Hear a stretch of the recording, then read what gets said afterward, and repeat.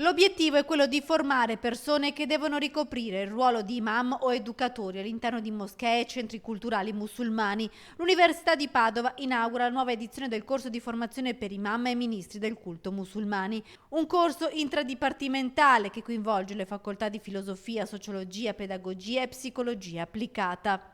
E la cosa molto peculiare è che è un corso svolto da un'università laica, come è noto, in collaborazione con le principali istituzioni. Questo corso in particolare è frutto di un percorso attivato con il Ministero dell'Università e della Ricerca e con le stesse organizzazioni islamiche che collaborano con noi ormai da molto tempo e ci mandano con fiducia i loro studenti.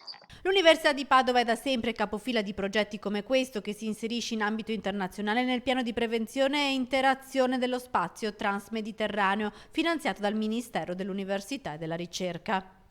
È il frutto di un'attività ormai decennale di formazione che facciamo all'Università di Padova, che è in Italia il luogo più avanzato di studio dell'Islam in Europa e nel nostro paese.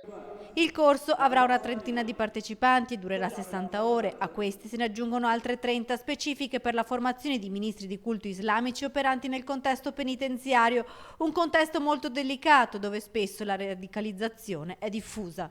Nel carcere ha precisamente anche questa funzione, oltre a quella di costruire legame sociale e integrazione, di fatto.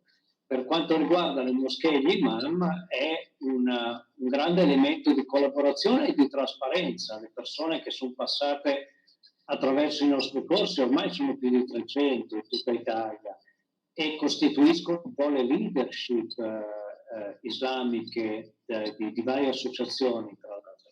E questo contribuisce a una reciproca conoscenza